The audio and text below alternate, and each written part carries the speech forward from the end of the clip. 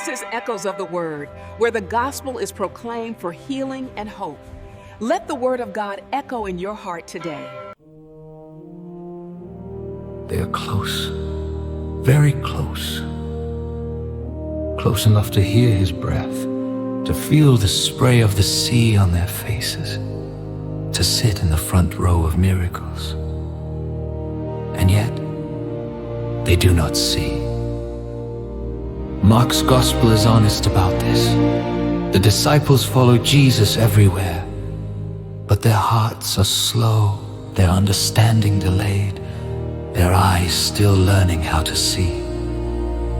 After the bread is broken and the crowd is fed, Jesus sends them away into a boat, into the night, into the wind. He goes up the mountain to pray.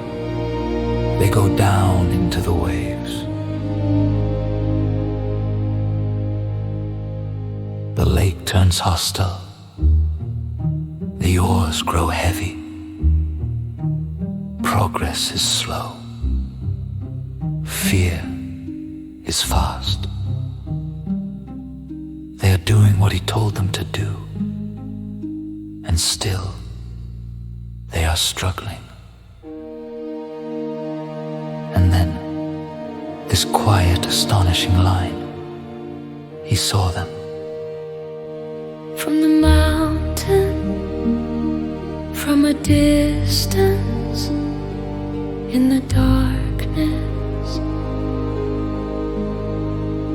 Jesus sees tired arms, straining backs, frightened hearts. Nothing about your struggle is hidden from him. No night is too dark, no storm too private. Then he comes, not by calming the sea first, but by walking straight through it. He treads the waves like the Lord of creation. Mark says he meant to pass by them, the language used when God passes by, to reveal his glory. This is not a trick. This is revelation. But fear blinds them. They cry out, thinking he is a ghost. And Jesus speaks, not thunder, not rebuke, but presence. Take heart. It is I. Do not be afraid. I am. The name. The God who is with them in the storm. He enters the boat. The wind dies down. Silence returns. And still, they do not understand. Mark is almost painful in his honesty. Their hearts were hardened. Closeness does not always mean clarity. You can walk with Jesus and still miss who he truly is. Morning comes, land appears, Gennesaret. Here, everything changes. No confusion, no debate. No fear. The people recognize him immediately. They run. They carry the sick. They place them wherever Jesus might pass. Streets, marketplaces, ordinary ground. They do not ask for speeches. They do not demand explanations. They beg for one small thing. Let us touch the fringe of your cloak. Not his hand, not his faith, just the edge. And Mark tells us, simply, quietly, all who touched him were healed.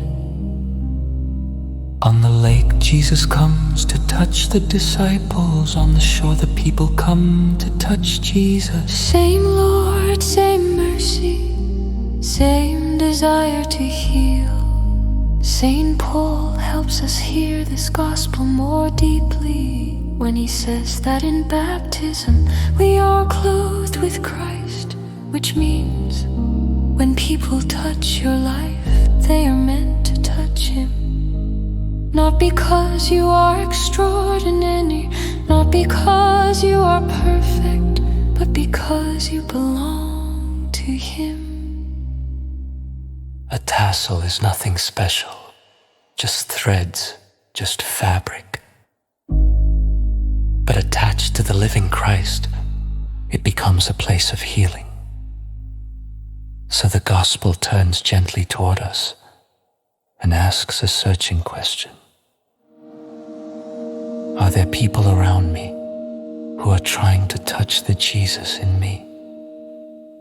And am I letting them? Sometimes we block the way without realizing it, with hurry, with judgment, with superiority, with walls built from old wounds, with fear of being interrupted, or fear of being hurt.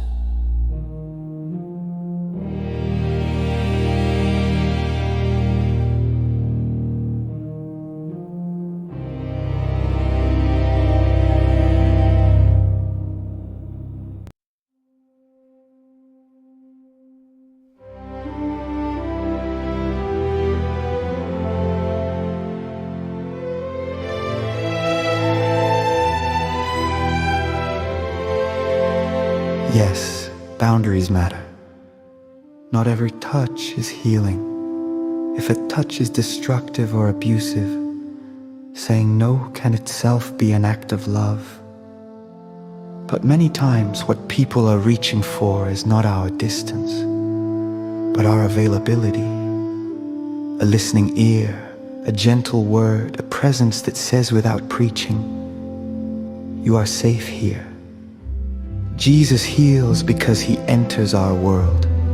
He walks our roads, he feels from the inside. That is empathy, not sympathy from a safe distance.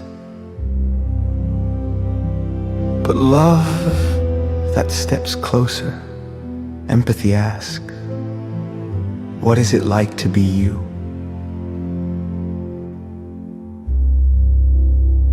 And when we do not immediately understand, we search our own memories, our own fears, our own nights, so that we can meet the other from inside their experience, not from above it. A modern Indian poet, Jita Radhakrishna Menon, gives words to this healing touch. She speaks of touching others with abundant love like the loving affection of a mother, and of touching with the intention to heal like the powerful hands of God.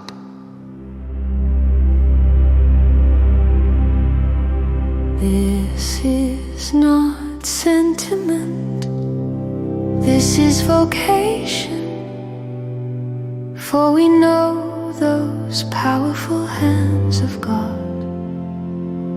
have a name, a face, a heart.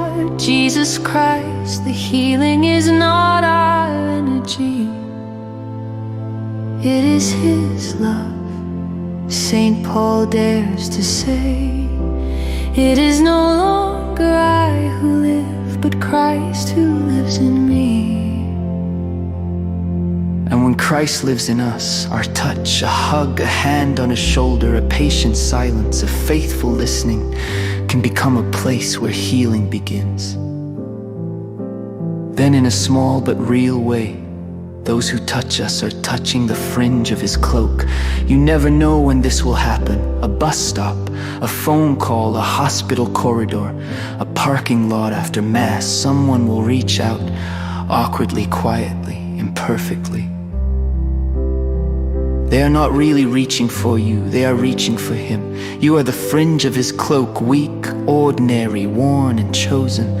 So let this gospel remain with us as prayer.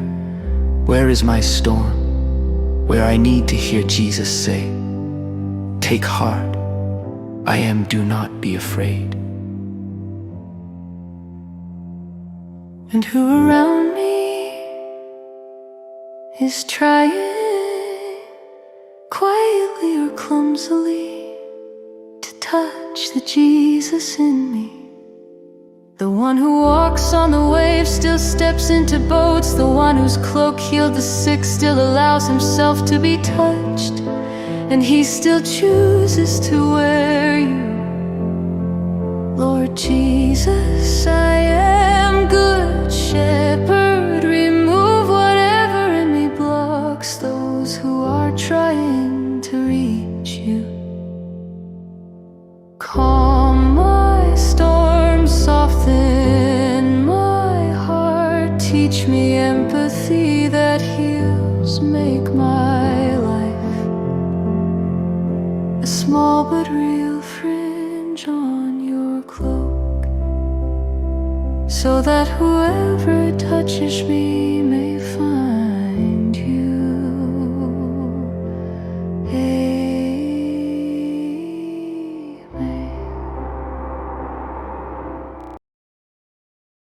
Thank you for praying with us through Echoes of the Word. May the Lord bless you and heal your heart.